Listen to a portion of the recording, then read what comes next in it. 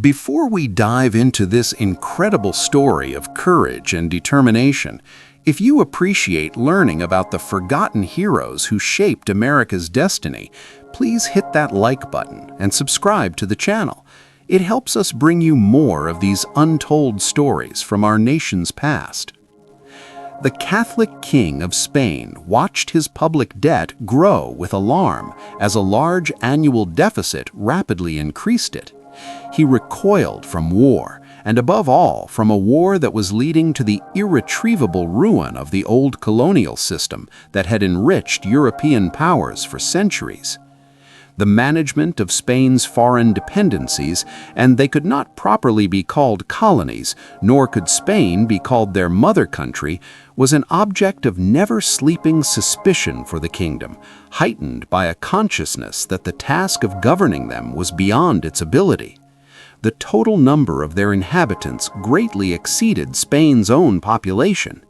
By their very extent, embracing, at least in theory, all the Pacific coast of America, all the land west of the Mississippi, and all Louisiana, Spain could have no secure feeling of their subordination. The remoteness of the provinces on the Pacific still more weakened its supremacy, which was nowhere confirmed by a common language or affinities of race, by the joint possession of political rights or inbred loyalty. The connection between rulers and ruled was one of force alone, and that force was feeble and precarious. Distrust marked the policy of the home government, even toward those of its officials who were natives of Spain, and still more towards the Creoles, as the offspring of Spaniards in America were called. No attempt had been made to bind the mind of the old races except through the Roman religion, which was introduced by the sword and maintained by methods of superstition. There was perhaps never a time when the war cry of some one of the semi-barbarous nations who formed the bulk of the population was not somewhere heard. The restraints on commerce provoked murmurs and frauds. Moreover, all the world was becoming impatient that so large a portion of the globe should be monopolized by a decrepit dynasty. The Dutch and the British and the French sought opportunities of illicit trade. The British cut down forest trees useful in the workshop and the dye house and carried them off as unappropriated products of nature. To these dangers, Charles III had added another by making war to the death on the so-called Company of Jesus. Of the prelates of Spain, 7 archbishops and 28 bishops, 2/3 of them all, approved the exile of the order from his dominions and recommended its total dissolution, while only 1 bishop desired to preserve it without reform. With their concurrence and the support of France and Portugal, he extorted the assent of the Pope to the abolition of the order. On the 2nd of April, 1767, at one and the same hour in Spain, in the north and south of Africa, in Asia, in America, in all the islands of the monarchy, the royal decree was opened by officials of the crown, enjoining them immediately to take possession of its houses, to chase its members from their convents, and within 24 hours to transport them as prisoners to some appointed harbor. In Spain, the Jesuit priests, without regard to their birth, education, or age, were sent on board ships to land where they could. The commands were executed less perfectly in Mexico and California, and still less so along the South Pacific coast and the waters of the La Plata. But the power of Spain in America had rested in great measure on the unwearied activity of the Jesuits as missionaries and teachers and organizers of the native population. Their banishment weakened her authority over Spanish emigrants and confused the minds of the rude progeny of the aborigines. In Paraguay, where Spanish supremacy had rested alone on Jesuits who had held in their hands all the attributes of Caesar and Pope, of state and church, the revolution made a fracture that never could be healed. The independence of the United States threatened a very real danger in all the boundless viceroyalties of Spain. As they had been won by adventurous leaders, so a priest, an aboriginal chief, a descendant of an Inca, might waken any of them to defy Spanish rule. Jesuits might find shelter among their neophytes and reappear as the guides of rebellion. One of their order has written, "When Spain tore evangelistic laborers away from the colonies, the breath of independence agitated the New World, and God permitted it to detach itself from the old." The United States did not merely threaten to hold the left bank of the Mississippi. As epidemic disease leaps mysteriously over mountains and across oceans, spores of discontent might be unaccountably borne to the many-tongued peoples of South America. Alluring promises of weakening Britain could soothe Florida Blanca no more. From the time when the court of France resolved to treat with the Americans, his prophetic fears were never allayed. Early in the year 1778, Juan de Miralles, a Spanish emissary, appeared in Philadelphia. Not accredited to Congress, for Spain would not recognize that body, he looked upon the rising republic as a natural enemy to his country. Through the French minister, with whom he had as yet no authorized connection, he sought to raise up obstacles to its progress. He came as a spy and an intriguer. Nevertheless, Congress, with unsuspecting confidence, welcomed him as the representative of an intended ally. Count Montmorin, the French ambassador at Madrid, had in his childhood been a playmate of the King of France, whose friendship he retained. As a man of honor, he desired to deal fairly with the United States, and he watched with impartiality the politics of the Spanish court. On learning from him the separate determination of France to support the United States, Florida Blanca quivered in every limb and could hardly utter a reply. Ever haunted by the specters of contraband trade and of territorial encroachments, he was appalled at the example of the Americans as insurgents and the colossal greatness which their independence foretold. With these apprehensions, he combined a subtle jealousy of the good faith of the French, who as a colonial power were reduced to the lowest rank among the nations of Western Europe, and who could recover their share in commerce only through the ruin of colonial monopoly. When, in April, the French ambassador pressed Florida Blanca to declare at what epoch Spain would engage in the war, the minister, beside himself with passion, exclaimed, "I will take the opinion of the king. Since April of last year, France has gone counter to our advice. The King of Spain seems to be looked upon as a viceroy to whom you put questions as if for his opinion and then send orders. The Amerindian deputies are treated like the Roman consuls to whom the kings of the East came to beg support. The announcement of your treaty with them is worthy of Don Quixote." The first wish of Spain was to prevent the self-existence of the United States and, as mediator, to dictate the terms of their accommodation with their mother country. If this was no longer possible, she hoped to be able to concert in advance with Britain how, in the negotiation for peace, to narrow their domain and erect barriers against their ambition. No sooner had Louis XVI and his council resolved to brave England than they made it their paramount object to reconcile the Spanish king to their measures. His need of protection, his respect for the elder branch of his family, and some remnants of rancor against England concurred to bind him to the alliance with France. Moreover, Florida Blanca, who from the drudgery of a provincial attorney had risen to be the chief minister of a worldwide empire, had a passion to be famous in his own time and in history, and was therefore willing to join France in the war if he could but secure Spain against the United States. Avoiding an immediate choice between peace and war, he demanded the postponement of active hostilities in European waters that he might gain free scope for treating with England. Britain was unprepared. The French were ready for action, yet they consented to wait for Spain. To ascertain the strength of the fleet at Brest, a British fleet of 20 ships of the line put to sea under Admiral Keppel, so well known to posterity by the pencil of Reynolds and the words of Burke.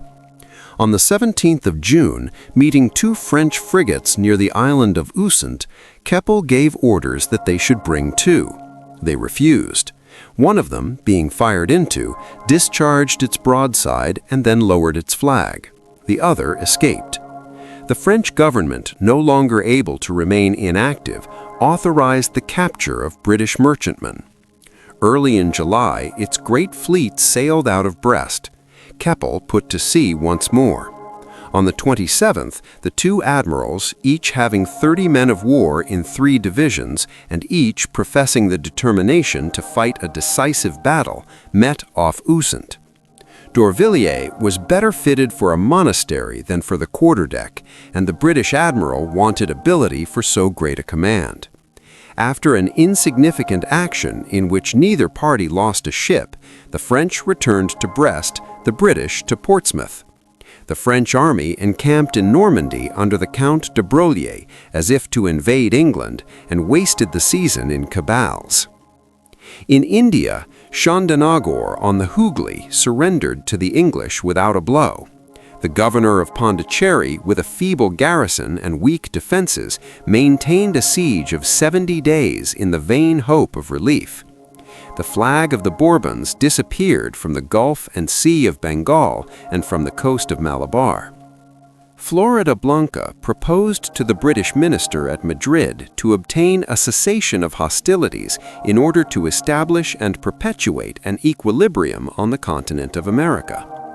This was an offer to secure to England the basin of the St. Lawrence with the territory northwest of the Ohio and to bound the United States by the Alleghenies. Lord Weymouth answered that while France supported the colonies in rebellion, no negotiation could be entered into. But as both Great Britain and Spain were interested in preserving colonial dependency, he invited Spain to an alliance. Spain was unprepared for war. Her ships were poorly armed, her arsenals ill-supplied, and few of her naval officers were skillful. Yet Floridablanca threw out hints to France that he would in October be ready for action if she would undertake a descent into England.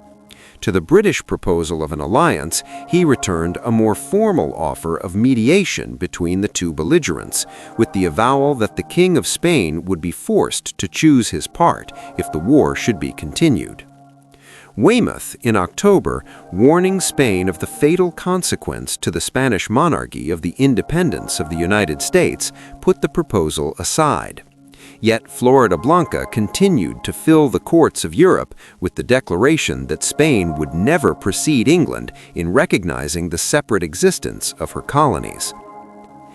In this state of the relations between the three great powers, Congress, tired of the dissensions of rival commissioners, on the 14th of September, with the cordial approval of John Adams, abolished the Joint Commission and appointed Franklin their minister plenipotentiary at the court of France. In him, the interests of the United States obtained a serene and wakeful guardian who penetrated the wiles of the Spanish government and knew how to unite fidelity to the French alliance with timely vindication of the rights of America. "I observe with pain," so reported Count Montmorency in October, and so he was obliged continually to report of the younger branch of the House of Bourbon, that this government singularly fears the prosperity and progress of the Americans and will be much inclined to stipulate for such a form of independence as may leave divisions between England and her colonies. To this end, Floridablanca wished England to retain Canada and Nova Scotia, that they might prove a perennial source of quarrels between the British and the Americans. "On our side," wrote Vergennes simultaneously, "there will be no difficulty in guaranteeing to England, Canada, and all other American possessions which may remain to her at the peace. The King has recognized the 13 provinces as free and independent states. For them we ask independence, but without comprehending other English possessions. We are very far from desiring that the nascent republic should remain the exclusive mistress of all that immense continent." The French minister at Philadelphia zealously urged members of Congress to renounce every ambition for an increase of territory. Gouverneur Morris assented to the necessity of a law for setting a limit to American dominion. "Our empire," said Jay, then President of Congress, "is already too great to be well governed, and its constitution is inconsistent with the passion for conquest." And as he smoked his pipe at the house of Girard, he warmly commended the triple alliance of France, the United States, and Spain. From the study of their forms of government, Vergennes represented to Spain that there was no ground for seeing in this new people a race of conquerors. "Their republic," he said, "unless they amend its defects, which from the diversity and even antagonism of their interests appears to me very difficult, will never be anything more than a feeble body capable of little activity." To allay the fears of Floridablanca, Vergennes in October, without demanding the like confidence from Spain, enumerated as the only conditions which France would exact for herself at the peace, the Treaty of Utrecht wholly continued or wholly abrogated, freedom to restore the harbor of Dunkirk, the coast of Newfoundland from Cape Bonavista to Cape St. John, with the exclusive fishery from Cape Bonavista to Point Riche. From this time, Floridablanca was in earnest in wishing Spain to take part in the war. But his demands, in comparison with the moderation of France, were so extravagant that he was ashamed himself to give them utterance. In November, saying that the King of Spain could not be induced to engage in the war except for great objects, he requested Vergennes to suggest to him the advantages which France would bind itself to secure to Spain before listening to propositions for peace. To Montmorin, he verbally explained his demands in both hemispheres. "As to Europe," he said, "without Gibraltar, I will never consent to a peace." "How are you to gain the place?" asked Montmorin. And he replied, "By siege it is impossible. Gibraltar must be taken in Ireland or in England." Montmorin rejoined, "The English must be reduced very low before they can cede Gibraltar, unless the Spaniards first get possession of it. If our operations succeed, England will be compelled to subscribe to the law that we shall dictate." At the same time, he frankly avowed that France must undertake the invasion of Great Britain alone. Even the junction of the fleets to protect the landing must be of short duration. Early in February 1779, Lafayette, after a short winter passage from Boston to Brest, rejoined his family and friends. His departure for America in the preceding year against the command of his king was atoned for by a week's exile to Paris and confinement to the house of his in-laws. The king then received him at Versailles with a gentle reprimand. The queen addressed him with eager curiosity. "Tell us good news of our dear Republicans, of our beloved Americans." His fame, his popularity, the influence of his rank were all employed in behalf of the United States. Accustomed to see great interests sustained by small means, he grudged the prodigality which expended on a single festival at court as much as would have equipped the American army. To clothe it, said Maurepas, he would be glad to strip Versailles. He found a ministry neglecting the main question of American independence and half unconscious of being at war. Public opinion in France had veered about, and everybody clamored for peace, which was to be hastened by the act of alliance with Spain. All the while, the Spanish government, in its intercourse with England, sedulously continued its offers of mediation. Lest its ambassador at London should betray the secret, he was kept in the dark. Lord Grantham, the British ambassador at Madrid, was completely hoodwinked and wrote home in January 1779, "I really believe this court is sincere in wishing to bring about a pacification." At the end of March, the King of England still confided in the neutrality of Spain. Acting from her own interests alone, Spain evaded the question of American independence and offered England her mediation on the basis of a truce of 25 or 30 years to be granted by the King of England with the concurrence of France and Spain. This offer called forth the most earnest expostulations of Vergennes until Lord Weymouth put it aside, for he held that if independence was to be conceded to the new states, it must be conceded directly to Congress, that it might be made the basis of all the advantages to Great Britain, which so desirable an object might seem to be worth. England, in establishing its relations with America, whether as dependencies or as states, reserved to itself complete freedom. Meantime, Vergennes, on the 12th of February, forwarded the draft of a convention which yielded to Spain all that she required, except that its fourth article maintained the independence of the United States. In respect to this, he wrote, "Our engagements are precise, and it is not possible for us to retract them. Spain must share them if she makes common cause with us." Yet the article was persistently cavilled at as in itself useless and misplaced in a treaty of France with Spain. Floridablanca remarked with ill humor how precisely the treaty stipulated that arms should not be laid down till American independence should be obtained, while it offered only a vague promise of every effort to procure the objects in which Spain was interested. "Efface the difference," answered Montmorin, "and employ the same expressions for both stipulations." The Spanish minister caught at the unwary offer, and in this way it was agreed that peace should not be made without the restoration of Gibraltar. Fired by the prospect which now opened before him, the King of Spain pictured to himself the armies of France breaking in upon the English at their firesides. Floridablanca said to Montmorin, "The news of the rupture must become first known to the world by a landing in England. With union, secrecy, and firmness, we shall be able to put our enemies under our feet, but no decisive blow can be struck at the English except in England itself." All this time, the Spanish minister avoided fixing the epoch for joint active measures.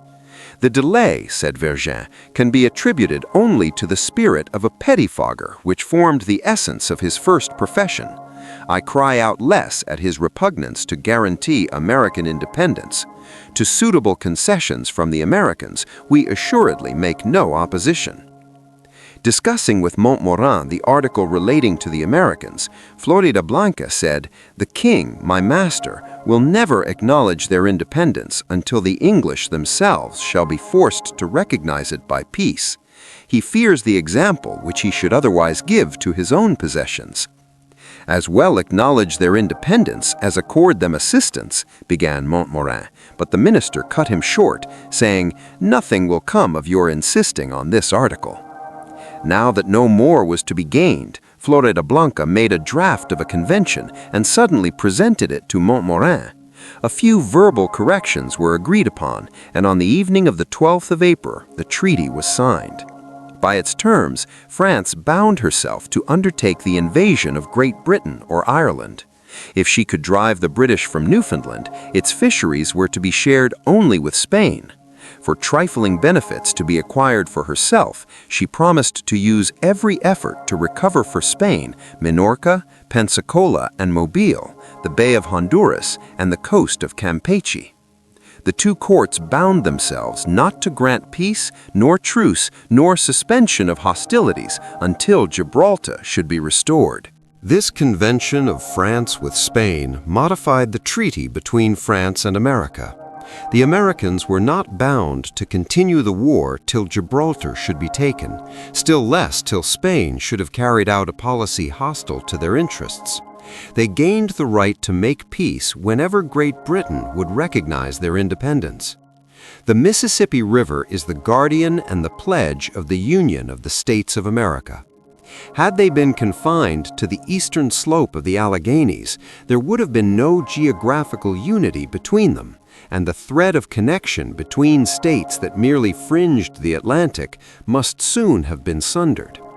The Father of Rivers gathers his waters from all the clouds that break between the Alleghanies and the farthest ranges of the Rocky Mountains. The ridges of the eastern chain bow their heads at the north and at the south, so that long before science became the companion of man, nature herself pointed out to the barbarous races that short portages join his tributary rivers to those of the Atlantic coast. At the other side, his mightiest arm interlocks with arms of the Oregon and the Colorado and marshals highways to the Pacific. As from the remotest springs he bears many waters to the bosom of the ocean, the myriads of flags that wave above them are the ensigns of one people. States larger than kingdoms flourish where he passes. Beneath his step, cities start into being, more marvelous in their reality than the fabled creations of enchantment. His magnificent valley, lying in the best part of the temperate zone, salubrious and fertile, is the chosen muster ground of the most various elements of human culture, brought together by men summoned from all the civilized nations of the earth and joined in the bonds of common citizenship by the attraction of republican freedom. Now that science has come to be the household friend of trade and commerce and travel, and that nature has lent to wealth and intellect the use of her constant forces, the hills, once walls of division, are scaled or pierced or leveled. The two oceans between which the Republic has unassailably entrenched itself against the outward world are bound together across the continent by friendly links of iron. From the great destiny foretold by the possession of that river and the lands which it drains, the Bourbons of Spain, hoping to act in concert with Great Britain as well as France, would have shut out the United States even on its eastern side. While the absolute monarch of the Spanish dominions and his minister thought to exclude the Republic from the valley of the Mississippi, a power emerged from its forests to bring their puny policy to naught. An enterprise is now to be recorded which, for the valor of the actors, their fidelity to one another, the seeming feebleness of their means, and the great result of their hardihood, remains forever memorable in the history of the world. On the 6th of June, 1776, the emigrants to the region west of the Louisa River, at a general meeting in Harrodstown, elected George Rogers Clark, then midway in his 24th year, and one other to represent them in the Assembly of Virginia, with a request that their settlements might be constituted a county. Before they could cross the mountains, the legislature of Virginia had declared independence, established a government, and adjourned. In a later session, they were not admitted to seats in the House, but on the 6th of December, 1776, the westernmost part of the state was incorporated by the name of the County of Kentucky.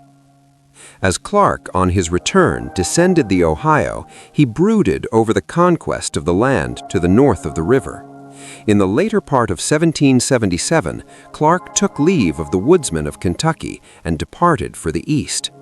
To a few at Williamsburg, of whom no one showed more persistent zeal than George Mason and Thomas Jefferson, he proposed a secret expedition to the Illinois.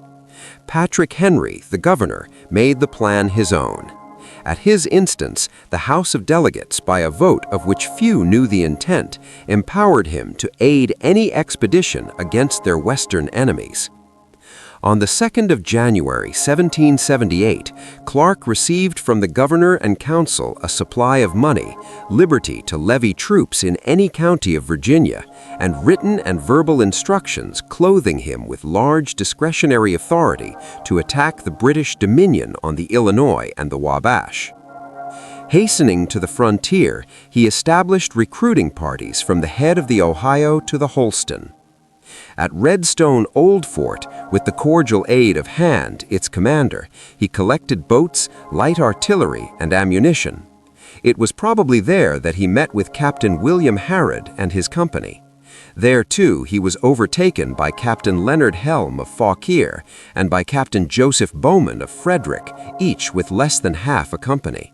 These and the adventurers of his own enlistment, together only 150 men, but all of a hardy race, self-relying and trusting in one another, he was now to lead near 1,000 miles from their former homes against a people who exceeded them in number and were aided by merciless tribes of savage allies. At Fort Kanawha in May, they were reinforced by Captain O'Hara and his company. On the day of an eclipse of the sun, they glided over the falls of the Ohio, below which they were joined by a few Kentuckians under John Montgomery. On the 26th of June, Clark and his companions, Virginians in the service of Virginia, set off from the falls and, with oars double-manned, proceeded night and day on their ever-memorable enterprise. From Detroit, Hamilton, the lieutenant governor, sent abroad along the American frontier parties of savages whose reckless cruelty won his applause. He schemed attempts against the rebel forts on the Ohio, relying on the red men of the prairies and the white men of Vincennes. The reports sent to Germain made him believe that the inhabitants of that settlement, though a poor people who thought themselves cast off from His Majesty's protection, were firm in their allegiance to defend it against all enemies, and that hundreds in Pittsburgh remained at heart attached to the crown. On the invasion of Canada in 1775, Carleton, to strengthen the posts of Detroit and Niagara, had withdrawn the small British garrison from Kaskaskia, and the government was left in the hands of Rocheblave, a Frenchman who had neither troops nor money. "I wish," he wrote in February 1778, "the nation might come to know one of its best possessions and consent to give it some encouragement." He entreated Germain that a lieutenant governor might be dispatched with a company of soldiers to reside in Illinois. Apprised of the condition of Kaskaskia by a band of hunters, Clark ran his boats into a creek a mile above Fort Massac, reposed there but for a night, and struck across the hills to the Great Prairie. On the treeless plain, his party, in all about 180, could be seen for miles around by nations of Indians able to fall on them with 3 times their number. Yet they were in the highest spirits. He felt as never again in his life a flow of rage, an intensity of will, a zeal for action.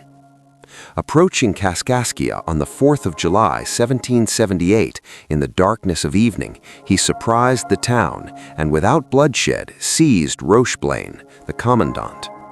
The inhabitants gladly bound themselves to fealty to the United States. A detachment under Bowman was dispatched to Cahokia and received its submission. The people, of French origin and few in number, were averse to the dominion of the English, and this disaffection was confirmed by the American alliance with the land of their ancestors. In a long conference, Guibault, a Catholic priest, dissuaded Clark from moving against Vincennes. His own offer of mediation being accepted, he with a small party repaired to the post.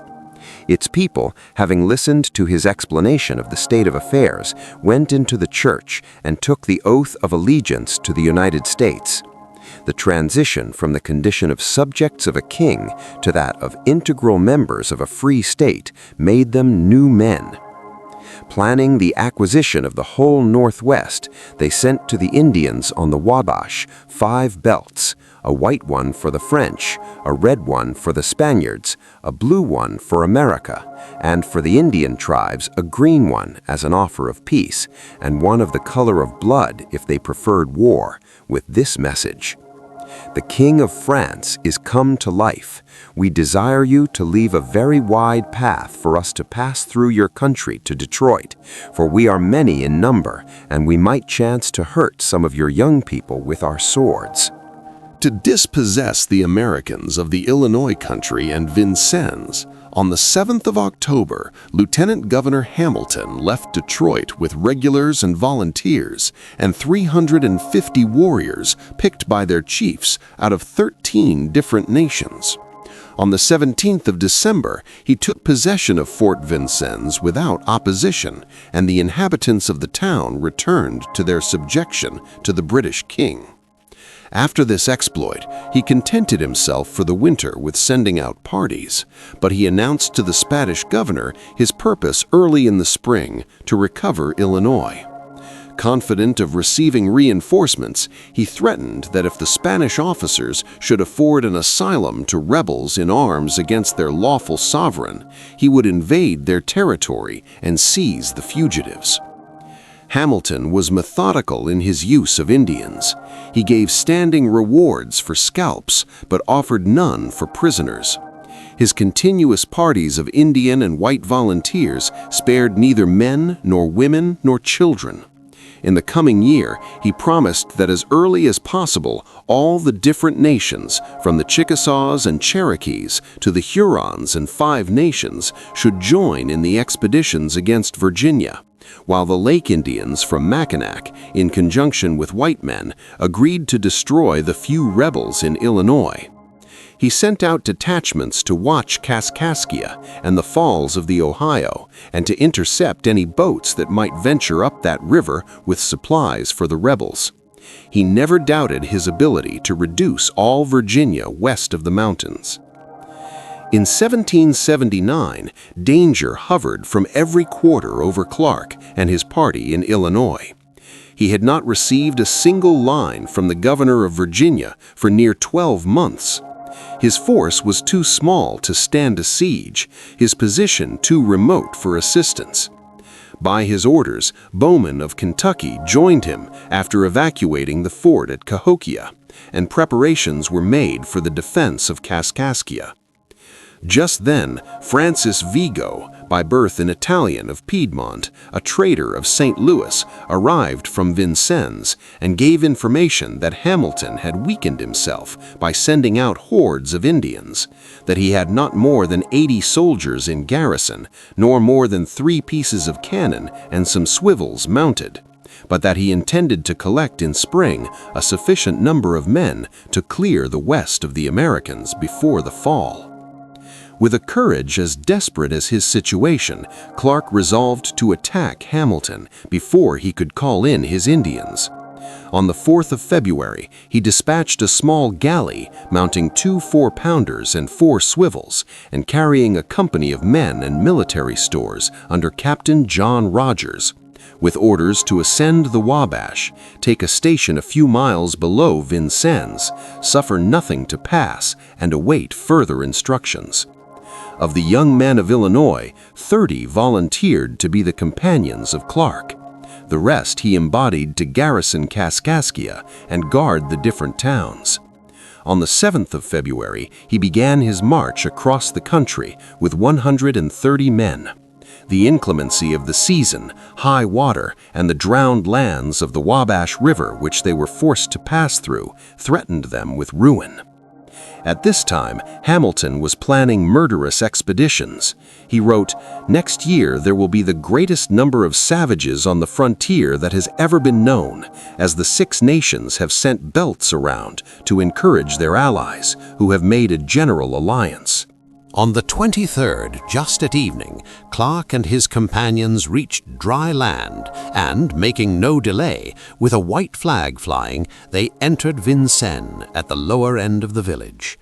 The town surrendered without resistance and assisted in the siege of the fort, which was immediately invested. The moon was new, and in the darkness Clark threw up an entrenchment within rifle shot of the fort. Under this protection, the riflemen silenced 2 pieces of cannon, and before the close of the 24th, Hamilton and his garrison surrendered as prisoners of war. A large supply of goods for the British force was on its way from Detroit.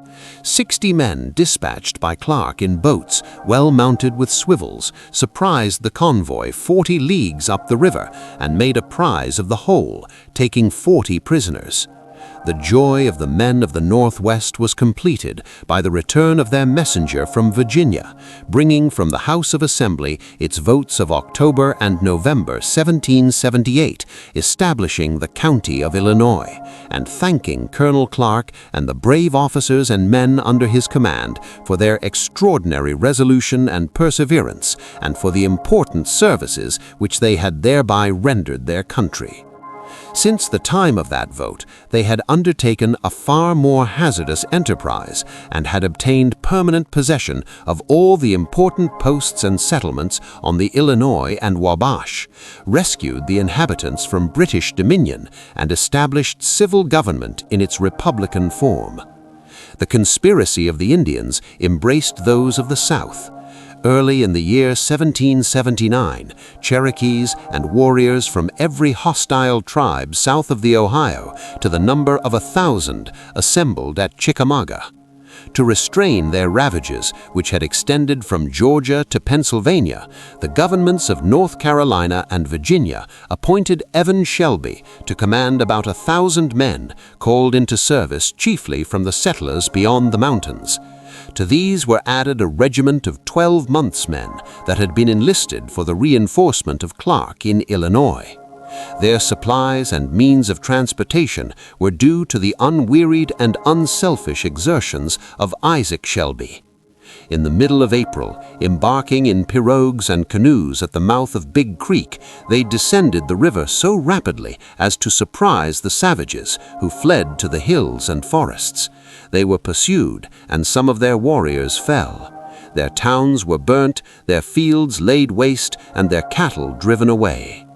For the rest of the year 1779, the western settlements enjoyed peace. The continuous flow of emigration through the mountains to Kentucky and the country on the Holston so strengthened them that they were never again in danger of being broken up by any alliance of the savages with the British. The prowess of the people west of the Alleghenies, where Negro slavery had not yet been introduced, and every man was in the full possession of a wild but self-restrained liberty, fitted them for self-defense. In this year, James Robertson, with a band of hunters, took possession of the surpassingly fertile country on the Cumberland River.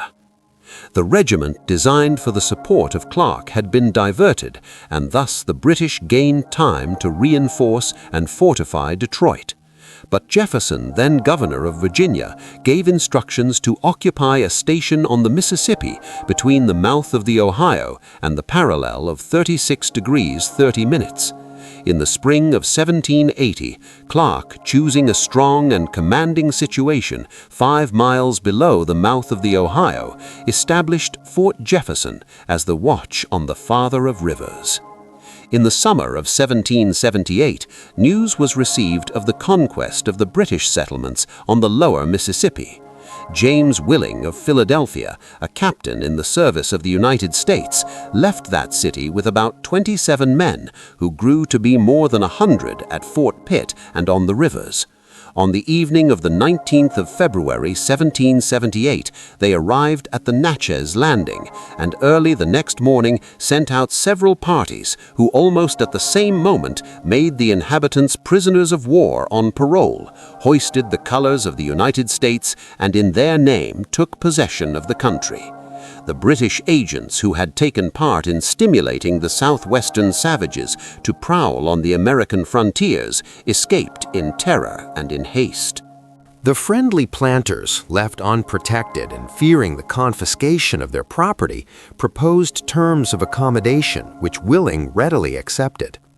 On the 21st, they formally promised on their part in no way to give assistance to the enemies of America, and in return received the assurance of protection during their neutrality. From this agreement were accepted all public officers of the Crown of Great Britain. The property of British officers and non-residents was confiscated, and all the eastern side of the river was cleared of Loyalists. From Pittsburgh and Kaskaskia to the Spanish boundary of Florida, the United States in 1779 were alone in possession of the Ohio and the left bank of the Mississippi. Could Charles III of Spain stop the onward wave of the backwoodsmen? The legislature of Virginia put on record that Colonel George Rogers Clark planned and executed the reduction of the British posts between the Ohio and Mississippi, and it granted 200 acres of land to every soldier in his corps. The expedition, wrote Jefferson, will have an important bearing ultimately in establishing our northwestern boundary. While European monarchs schemed and plotted in their gilded palaces, while diplomats traded away American territory in secret treaties, a handful of frontiersmen from Virginia changed the course of history. George Rogers Clark and his band of backwoodsmen, outnumbered, outgunned, marching through frozen swamps in the dead of winter, proved that the American spirit could not be confined by any boundary that kings might draw on their maps. They secured for the United States the entire Northwest Territory, an area that would become the states of Ohio, Indiana, Illinois, Michigan, and Wisconsin. They did it without waiting for permission from Congress, without support from any European power, with nothing but their rifles, their determination, and their unshakable belief that this continent belonged to free men, not to distant monarchs. The alliance between France and the United States was not just a military partnership, it was a declaration that the old order was crumbling. The system of colonial monopolies, of royal prerogatives, of subjects bowing before crowned heads was being challenged by something new, something that terrified every king in Europe: a republic, a nation where sovereignty rested not in a palace, but in the people themselves. If you found this story compelling, if you want to learn more about the men and women who built this nation through courage and sacrifice, make sure you're subscribed to this channel. Hit that notification bell so you never miss an episode. Share this video with anyone who loves American history. These are the stories they don't teach in school, the real accounts of how our independence was won. Thank you for watching, and I'll see you in the next one.